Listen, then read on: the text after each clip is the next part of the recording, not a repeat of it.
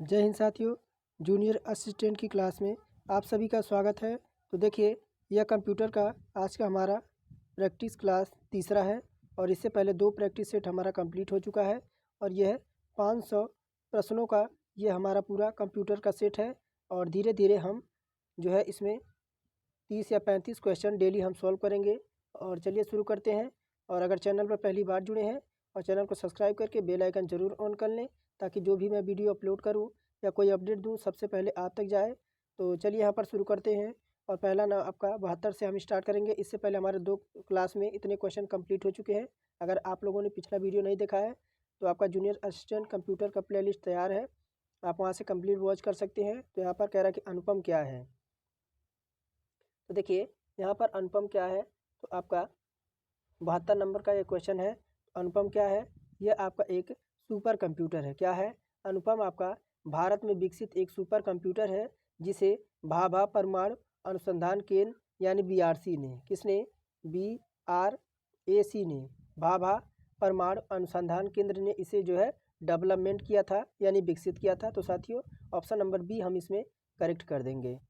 आगे देखिए, कह रहा है कि भारत में विकसित परम सुपर कंप्यूटर का विकास किस संस्था ने किया है। तो 73 नंबर है।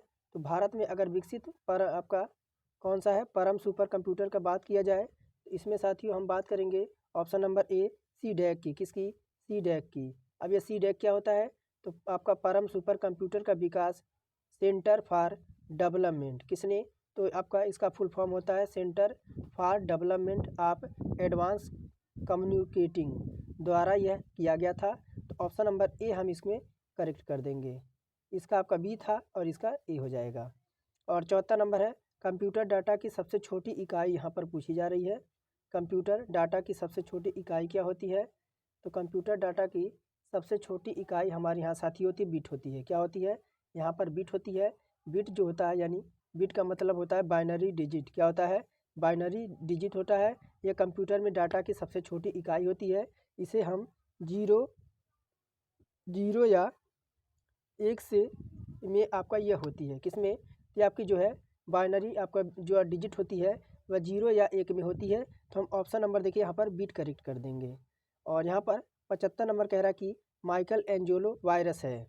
माइकल एंजेलो वायरस क्या है, तो 75 नंबर में तो ये जो आपका होता है यह एक कंप्यूटर वायरस होता है। क्या होता है, 75 में यह एक कंप्यूटर वायरस होता है। और माइक्रो इंजन एक प्रकार का कंप्यूटर वायरस है जो कंप्यूटर सिस्टम को जो है संक्रमण कर सकता है। तो ऑप्शन नंबर डी हमारा 75 का यानी 75 का करेक्ट आंसर होगा। आगे है, यहाँ पर कह रहा है कि सारे कंप्यूटरों में लागू होता है। तो सारे कंप्यूटरों में यहाँ पर क्या लागू होता है, तो साथियों मशीनी भाषा। ऑप्शन नंबर सी देखिए यहाँ पर मशीनी भाषा यानी मशीनी भाषा यानी मशीनी लैंग्वेज वह आपका प्राथमिक भाषा होती है जिसमें सभी कंप्यूटर समझते हैं। और यह आपकी बाइनरी आपका 0 से 0 और कितना, तो यह आपकी बाइनरी सिस्टम में जैसा आपका 0 से 1 फॉर्मेट में होती है। तो यहाँ पर मशीनी लैंग्वेज हमारा बिल्कुल करेक्ट हो जाएगा ऑप्शन नंबर सी। यहाँ पर पूछा जा रहा है 77 नंबर में एप्पल क्या है। यहाँ पर 77 में एप्पल क्या है, तो यहाँ पर बात करेंगे साथियों ऑप्शन नंबर बी हो जाएगा, चौथी पीढ़ी का एक कंप्यूटर है। क्या है, तो यहाँ पर एप्पल इंक एक प्रसिद्ध टेक्नोलॉजी कंपनी है जिसने चौथी पीढ़ी के कंप्यूटर जो है डेवलपमेंट किए हैं। जैसे आपका MACIN मोन्टोस, यह चौथी पीढ़ी का कंप्यूटर जो है डेवलपमेंट किया है एप्पल ने। तो ऑप्शन नंबर बी हम यहाँ पर करेक्ट कर देंगे। आगे देखिए, यहाँ पर 78 नंबर है, कह रहा है कि ऐसी युक्ति जो आंकड़ों को आवेगों में परिवर्तित करती है उन्हें टर्मिनल से कंप्यूटर की ओर कंप्यूटर से टर्मिनल की ओर टेलीफोन लाइन में आपका संप्रेषित करती है, वह क्या है। तो 78 में बात करें साथियों तो हमारी हो जाएगी ऑप्शन नंबर डी मोडेम। क्या हो जाएगी, मोडेम। अब मोडेम क्या है, मोडेम एक उपकरण होता है जो डिजिटल डाटा को एनालॉग सिग्नल में बदलता है और इसे टेलीफोन लाइन पर जो है संचारित करता रहता है। तो ऑप्शन नंबर डी आपका मोडेम करेक्ट हो जाएगा। आगे है, कौन मस्तिष्क की कार्यप्रणाली की नकल करने वाला सबसे तेज गति वाला कंप्यूटर यहाँ पर होगा। यहाँ पर अगर बात करेंगे आपका सुपर कंप्यूटर कौन सा, पहला ही ऑप्शन करेक्ट हो जाएगा 79 का। यहाँ पर एक मिनट, अब 79 है ना, तो यहाँ पर देखिए 79 आपका क्वांटम कंप्यूटर हो जाएगा। कौन सा? ऑप्शन नंबर बी हमारे यहाँ पर 79 का क्वांटम कंप्यूटर हो जाएगा।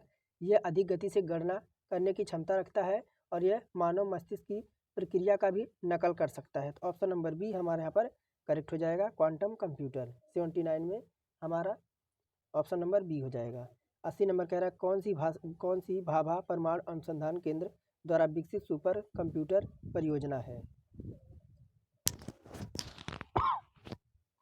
तो यहाँ पर साथियों ऑप्शन नंबर आपका 80 है, 80 का हो जाएगा अनुपम। कौन सा हो जाएगा? अनुपम। अनुपम आपका सुपर कंप्यूटर भाभा परमाणु अनुसंधान केंद्र यानी BARC द्वारा विकसित किया गया था। ऑप्शन नंबर डी हमारा अनुपम जो है करेक्ट हो जाएगा यहाँ पर। 81 नंबर है, एक कंप्यूटर की स्मृति सामान्य तौर से किलोबाइट अथवा मेगाबाइट के रूप में व्यक्त की जाती है। एक बाइट जो है आपका बना होता है। एक बाइट किससे बना होता है? आपका 81 में यह प्रश्न पूछा जा रहा है। तो देखिए ये आपका आठ द्विआधारी अंकों के साथ, किसके साथ? ऑप्शन नंबर पहला हमारा यहाँ पर करेक्ट हो जाएगा कि 8 द्विआधारी अंकों के साथ यह बना होता है। एक बाइट में देखिए, एक बाइट में किसमें? एक बाइट में हमारे कितने बीट होते हैं? एक बाइट में हमारे टोटल 8 आपके बीट्स होते हैं और यह कंप्यूटर मेमोरी का एक मूलभूत यूनिट होती है यानी डिजिट होता है। आगे देखिए, आगे हमारा है 82 नंबर और यहीं पे कह रहा है कि डाटा के संप्रेषण की गति को मापने के लिए सामान्यतः प्रयुक्त एक यूनिट है। 82 नंबर प्रश्न है। तो 82 में ये हमारा हो जाएगा कौन सा? बिट प्रति सेकंड। कौन सा? बिट प्रति सेकंड, यानी यह डाटा को ट्रांसफ़र करने की गति को बिट प्रति सेकंड कहते हैं और ये आपका जो है बीपीएस में मापा जाता है। किसमें? बीपीएस, यानी आपका बीपीएस का मतलब वाइट्स पर सेकंड में यह मापा जाता है और यह एक सेकंड में कितने बिट डेटा जो है स्थानांतरित किया जा सकता है, यानी आपका ट्रांसफ़र किया जा सकता है। और आगे देखिए 83 नंबर, कंप्यूटर क्या है? यहाँ पर प्रश्न आपका पूछा जा रहा है। तो कंप्यूटर क्या है साथियों? तो यहाँ पर देखिए ऑप्शन नंबर पहला कह रहा है आंकड़ों के भंडारण करने वाला एक सक्षम युक्ति है। तो ये बिल्कुल सत्य कह रहा है। और फिर दूसरा कह रहा है कि आंकड़ों के विश्लेषण करने के लिए एक सक्षम है, यानी ये भी सही है। तीसरा कह रहा है कि पूर्ण गोपनीयता बनाए रखने में भी यह सक्षम है, तो बिल्कुल सही कह रहा है। चौथा कह रहा है कि कभी कभी वायरस द्वारा आपका आक्रामित होता है, तो ये भी सही है। तो ऑप्शन नंबर डी हमारे यहाँ पर सभी यहाँ पर सत्य हो जाएंगे। आगे हम देखते हैं, आगे है हमारा 84 नंबर और 84 नंबर क्या कह रहा है कि कंपाइलर क्या है साथियों? यहाँ पर प्रश्न पूछा जा रहा है कंपाइलर क्या है। तो 84 है और 84 में कंपाइलर क्या है? तो देखिए ऑप्शन नंबर सी हो जाएगा। यह एक ऐसा प्रोग्राम होता है जो उच्च स्तरीय भाषा को मशीनी भाषा में जो है आपका अंतरित करता है। तो देखिए यहाँ पर कंपाइलर एक ऐसा सॉफ्टवेयर प्रोग्राम होता है जो उच्च स्तरीय भाषा यानी हाई लैंग्वेज जो होता है उसे लिखे गए कोड को मशीनी लैंग्वेज में परिवर्तित करता है, जिसे कंप्यूटर इन्हें समझ सके। आगे देखिए यहाँ पर 85 में कह रहा है कि असेंबलर क्या है? असेंबलर यहाँ पर क्या है? यह कह रहा है कि 85 नंबर में, तो देखिए असेंबली यह असेंबली भाषा की यंत्र भाषा में परिवर्तित करने का काम करता है। क्या करता है? तो यहाँ पर 85 में हो जाएगा क्या? तो असेंबलर एक प्रोग्राम होता है जो असेंबली भाषा यानी लैंग्वेज को लिखे गए कोड में मशीनी भाषा में जो है बदलता रहता है। आइए आगे देखते हैं और यहाँ पर 86 नंबर है और स्पैम किस विषय से यहाँ पर संबंधित होता है? तो स्पैम जो आपका होता है साथियों, हम कंप्यूटर पढ़ रहे हैं तो कंप्यूटर से ही संबंधित होगा, यानी कुछ ऐसे तर्क होते हैं जो हम विषय पढ़ते हैं तो वही हमारा जो है करेक्ट होता है। तो यहाँ पर बात करेंगे 86 में आपका स्पैम। तो देखिए स्पैम आपका अवांछित या अनावश्यक ईमेल संदेशों को जो है संदर्भित करने का काम करता है, जो आमतौर पर हमें विज्ञापन या धोखाधड़ी के उद्देश्य से हमें भेजा जाता है। तो यहाँ पर ऑप्शन नंबर ए करेक्ट हो जाएगा। आगे देखिए 87 नंबर है। यहाँ पर ALU का पूरा नाम क्या होता है? तो ALU का पूरा नाम होता है अर्थमेटिक लॉजिक यूनिट। क्या होता है? Arithmetic logic unit. यहाँ पर हमारा ऑप्शन नंबर सी हो जाएगा। देखिए अर्थमेटिक लॉजिक यूनिट यानी ALU कंप्यूटर का एक प्रमुख घटक होता है जो गणितीय और तार्किक संचालन के लिए कार्य करता है। आगे देखिए कह रहा निम्नलिखित में से कौन सी सूचना प्रौद्योगिकी परिभाषकीय नहीं है। 88 नंबर में तो यहाँ पर साथियों बात करेंगे आपका पिनाका दे रखा है ना, ऑप्शन नंबर डी देखिए पिनाका दे रखा है। देखिए अगर स्पष्टीकरण की बात करें तो लॉगिन, मॉडेम और पासवर्ड कंप्यूटर से संबंधित शब्द हैं। जैसे आपका ये है, देखिए यहाँ पर लॉगिन हो गया, मॉडेम हो गया और पासवर्ड हो गया, ये सब कंप्यूटर से संबंधित है। लेकिन यहाँ पर पिनाका जो दे रखा है यह कंप्यूटर से संबंधित सूचना प्रौद्योगिकी से कोई आपका रिलेशन नहीं रखता है। तो यहाँ पर हम डी ऑप्शन लगा देंगे। नेगेटिव था तो हमारा उत्तर भी नेगेटिव ही होगा। आइए आगे देखते हैं। 89 नंबर कह रहा कि एकीकृत परिपथ यानी आईसी देखिए आईसी का फुल फॉर्म क्या होता है, इंटीग्रेटेड सर्किट। तो यहाँ पर बात करेंगे आपका एकीकृत आईसी आविष्कार किस पीढ़ी का जन्म हुआ है। एकीकृत परिपथ आईसी के आविष्कार से किस पीढ़ी का यहाँ पर जन्म हुआ है, 89 नंबर में पूछा जा रहा है। तो यहाँ पर 89 में जो हमारा करेक्ट आंसर होगा ये हो जाएगा आपका तृतीय पीढ़ी का, ऑप्शन नंबर सी हमारा यहाँ पर तीसरी पीढ़ी के कंप्यूटर में यह आपका विकास किया जाता है, जिसमें वह अधिक शक्तिशाली और आपका कार्यकुशल बने। आगे है चतुर्थ पीढ़ी का मुख्य अवयव क्या था, 90 नंबर में है। तो यहाँ पर 90 नंबर में बात करेंगे साथियों, तो 90 का हमारा हो जाएगा ये बृहद, क्या हो जाएगा, बहुत बड़ा एकीकृत परिपथ है। क्या है, ऑप्शन नंबर बी यहाँ पर बहुत एकीकृत परिपथ है, यानी आपका BLSI। देखिए BLSI यानी इसका अर्थ क्या होता है, तो इसका अर्थ होता है वेरी लार्ज स्केल आपका इंटीग्रेशन, यानी तकनीकी का इसमें जो है ये आपका यूज किया जाता था। आगे है सामान्य रूप से प्रयुक्त किए जाने वाला कंप्यूटर यहाँ पर है। तो यहाँ पर साथी हो जाएगा आपका digital computer, option number B यहाँ पर क्या हो जाएगा, डिजिटल कंप्यूटर। डिजिटल कंप्यूटर आज सबसे अधिक उपयोग किया जाता है क्योंकि यह गणना और डेटा प्रोसेसिंग में अधिक कुशल होता है। आगे बात करेंगे 92 नंबर में कह रहा भारत में सर्वप्रथम दिखाई देने वाला कंप्यूटर वायरस कौन सा है। तो यहाँ पर साथियों बात करेंगे आपका मिकबैग का, ऑप्शन नंबर सी मिकबैग। मिकबैग पहला कंप्यूटर वायरस था जो भारत में जो है देखा गया था।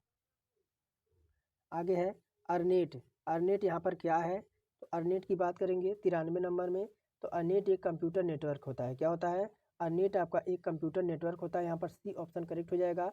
अर्नेट का मतलब क्या होता है, आपका ई है और क्या है आर है और आपका एन है और ई और टी है। इसका फुल फॉर्म की बात करें, अर्नेट का फुल फॉर्म क्या होता है, तो एजुकेशन एंड रिसर्च नेटवर्क। क्या होता है, एजुकेशन एंड रिसर्च नेटवर्क, यानी भारत में शिक्षा और अनुसंधान के लिए विकसित किया गया यह कंप्यूटर नेटवर्क है। तो यहाँ पर साथियों ऑप्शन नंबर 93 का सी विकल्प हम जो है करेक्ट कर देंगे। आगे आइए, आगे देखिए क्या कह रहा है 94 नंबर में, जब इंटरनेट का उपयोग संदेश आपका प्रोसेसित करने के लिए किया जाता है तो यह सुविधा क्या कहलाती है। 94 नंबर है और 94 में हमारा कौन सा करेक्ट यहाँ पर करेक्ट हो जाएगा 94 में। तो यहाँ पर साथियों हम ईमेल करेक्ट कर देंगे। क्या, ईमेल करेक्ट कर देंगे। ईमेल का देखिए ईमेल है, क्या है, ईमेल। अब ईमेल क्या होता है, ईमेल का अर्थ होता है इलेक्ट्रॉनिक मेल। क्या होता है, इलेक्ट्रॉनिक मेल। यह इंटरनेट पर संदेश भेजने और प्राप्त करने की एक प्रणाली है। तो ऑप्शन नंबर सी हम बिल्कुल करेक्ट कर देंगे। और यहाँ पर कह रहा है कि प्रदेश है। प्रदेश देखिए, प्रदेश आपका क्या लग रहा है, तो प्रदेश देखिए आपका कंप्यूटर से ही संबंधित है। प्रदेश यहाँ पर क्या है आपका 95 में, तो देखिए यह कंप्यूटर की भाषा होती है। देखिए ये आपके उत्तर प्रदेश की बात नहीं कर रहा है, ये क्या कह रहा है कि प्रदेश यहाँ पर क्या है, तो आपकी कंप्यूटर भाषा है, यानी कंप्यूटर लैंग्वेज है। यह प्रदेश एक प्रोग्रामिंग भाषा होती है जिसका उपयोग कंप्यूटर अनुप्रयोगों के विकास में हम करते हैं, यानी डेवलपमेंट में करते हैं। 96 नंबर है, पाँचवीं पीढ़ी के कंप्यूटर में क्या उपलब्ध नहीं था। यहाँ पर साथियों पूछा जा रहा है 96 में कि पाँचवीं पीढ़ी के कंप्यूटर में क्या उपलब्ध नहीं था। 96 में यहाँ बात करेंगे निर्यात ट्यूब। क्या हो जाएगा 96 में हमारा जो हो जाएगा ऑप्शन नंबर डी निर्यात ट्यूब, यानी पाँचवीं पीढ़ी कंप्यूटर आपका अत्याधुनिक तकनीकों पर आधारित था। इसमें निर्यात ट्यूब का उपयोग नहीं किया जाता था। आगे है 97 नंबर कह रहा है कि आधुनिक डिजिटल कंप्यूटर में किस पद्धति का उपयोग किया जाता है, यानी आपका आधुनिक डिजिटल कंप्यूटर में किस पद्धति का उपयोग किया जाता था। तो 97 नंबर है, तो ये हमारा हो जाएगा द्विआधारी अंक पद्धति का। किसका, तो देखिए डिजिटल कंप्यूटर बाइनरी सिस्टम पर कार्य करता है जो आपका 0 से 0 से 1 पर आधारित होता है। तो वहाँ पर हम 97 में है, तो हमारा ए ऑप्शन हमारे यहाँ पर करेक्ट हो जाएगा। और 98 नंबर कह रहा कि निम्न में से कौन सा माउस जैसा कार्य करता है। तो माउस जैसा किसका कार्य यहाँ पर होगा 98 नंबर में। तो यहाँ पर साथियों स्कैनर, किसका, स्कैनर की बात करेंगे यहाँ पर। तो देखिए स्कैनर एक क्या होता है, तो आपका इनपुट डिवाइस होता है जो डिजिटल रूप में डेटा कैप्चर करता है, और यह माउस की तरह नेविगेशन के लिए उपयोग नहीं किया जाता है। तो यहाँ पर हम स्कैनर भी हम करेक्ट कर देंगे। आगे है हमारा कौन सा, तो लॉजिक गेट। लॉजिक गेट यहाँ पर हमारा क्या होता है, बात करेंगे लॉजिक गेट का 99 नंबर में। तो यहाँ पर साथियों लॉजिक गेट क्या होता है, तो ऑप्शन नंबर बी, यह एक प्रकार का सर्किट होता है। क्या होता है, देखिए लॉजिक गेट यह एक प्रकार का सर्किट होता है। लॉजिक गेट डिजिटल इलेक्ट्रॉनिक की बुनियादी निर्माण खंड होता है जो बुलियन लॉजिक पर कार्य करता है। तो यहाँ पर हम बी ऑप्शन जो है करेक्ट कर देंगे। 100 नंबर है टैली सॉफ्टवेयर का उपयोग किस काम के लिए किया जाता है। तो आप लोगों ने अगर आप लोगों से किसी ने भी अगर कंप्यूटर पढ़ा है और टैली सीखी है, तो आप सब जानते हैं टैली का जो यूज होता है वह आपका अकाउंटिंग के लिए, किसके लिए होता है। तो यहाँ पर टैली का जो यूज होता है वह अकाउंटिंग के लिए होता है। और इसमें बात करेंगे जिसका उपयोग, अगर बात करेंगे टैली अकाउंटिंग सॉफ्टवेयर होता है जिसका उपयोग हम वित्तीय लेखांकन और व्यापार प्रबंधन में हम जो है प्रयोग करते हैं। तो यहाँ पर हम डी ऑप्शन करेक्ट कर देंगे। आगे हम आते हैं, कह रहा कि आपका इंस्ट्रक्शन के उस समूह को क्या कहते हैं जो कंप्यूटर को बताता है कि क्या करना है। इंस्ट्रक्शन की जो आपका उस समूह को हम क्या कहते हैं, जो कंप्यूटर को बताता है कि उसे क्या करना है। तो यहाँ पर हम बात करेंगे 101 नंबर में। तो यहाँ पर आपका प्रोग्राम हो जाएगा, क्या हो जाएगा, 101 का डी ऑप्शन हो जाएगा। इंस्ट्रक्शन यानी वह आदेश देता है जिन्हें कंप्यूटर जो है निष्पादित करता रहता है।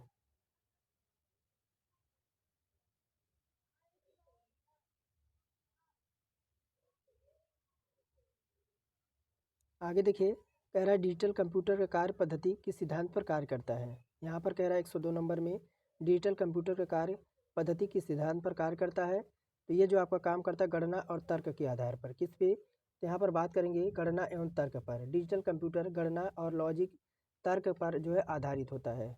और 103 नंबर है, आज का लास्ट क्वेश्चन होगा। कह रहा डेटा प्रोसेसिंग का अर्थ क्या होता है। तो यहाँ पर बात करेंगे वाणिज्य उपयोग के लिए और जानकारी तैयार करने के लिए। डेटा प्रोसेसिंग वह प्रक्रिया होती है जिसके द्वारा हम डेटा को संगठित और विश्लेषण करके उपयोगी जानकारी में डाइवर्ट कर सकते हैं। तो यहाँ पर हम डी ऑप्शन करेक्ट कर देंगे। तो साथियों आज के यहाँ लिए हम इतना ही रखेंगे। और यह क्लास अगर आज आपके लिए यूजफुल लगी हो और जानकारी अच्छी लगी हो तो ज़रूर एक लाइक कर दें। तो आज के लिए फ़िलहाल इतना ही रहेगा, फिर मिलेंगे हम यूपी जीके की क्लास में।